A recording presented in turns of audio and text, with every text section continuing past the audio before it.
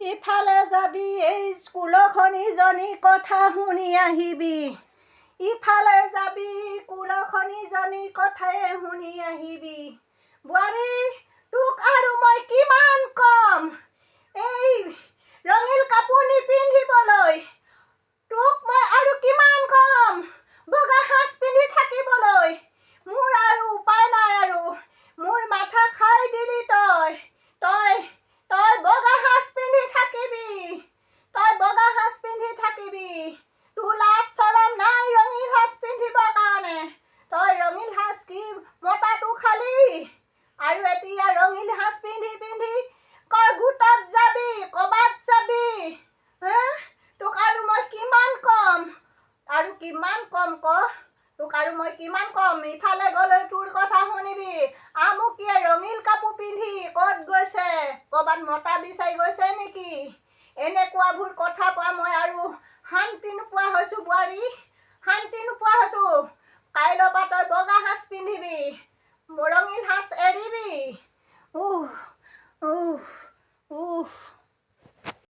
কিয় মা মই যদি এই ৰঙীল সাজযোৰ যদি পিন্ধি থকাৰ কাৰণে পিন্ধি মই যদি গোটলৈ যোৱাৰ কাৰণে মানুহে মোৰ দুষাৰ কথা ক'ব পাৰিছে ক'ব দিয়ক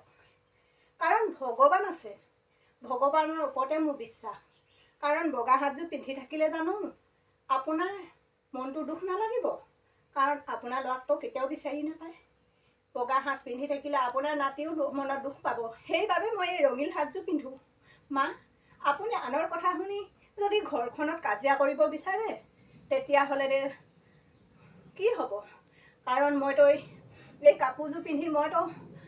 যাবই লাগিব বগা সাজযোৰ পিন্ধি মই কেনেকৈ যাওঁ মা মই ক'ৰবাত হ'লেও এটা কাম বিচাৰিতো খাবই লাগিব আনেতো মোক খুৱাই নিদিয়ে আনে দহ কথা ক'ব পাৰে কিন্তু আনৰ কথা শুনি মা কেতিয়াও এনেকুৱা নকৰিব মা আপুনি জানাই দেখোন আমাৰ যে ক'তো টকা পইচা ঘটিবৰ কাৰণে না মোৰ মানুহজনে টকা পইচা ঘটি থৈ গ'ল না ল'ৰাটোৰ কাৰণে কিবা এটা ৰাখি থৈ গ'ল কিন্তু মইতো কৰিবই লাগিব মইতো কষ্ট কৰিবই লাগিব মই যদি অকল বগা সাজযোৰ পিন্ধি ঘৰতেই কাটি থাকোঁ তোমাৰ নাতি জানো শান্তি পাব আৰু না পঢ়া খৰচ কোনোবা দিবহি আনে আমাক চাইছে জানো মা কোনোবা জানো আমাক এই ল'ৰাটো পঢ়িবৰ বা খাবৰ কাৰণে জানো কোনোবা আগবাঢ়ি আহিছে ক'বলৈ দিয়ক মা এইবিলাক কথা শুনি আপুনি ঘৰত হুলস্থুল কেতিয়াও নকৰিব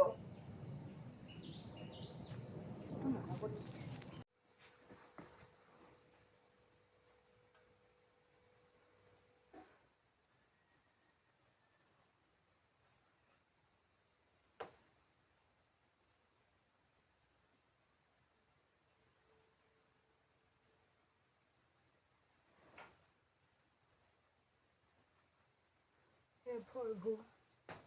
এয়া কিহৰ লীলা মোৰ কপালত এয়াই লিখি পঠালা প্ৰভু এয়াই লিখি পঠালা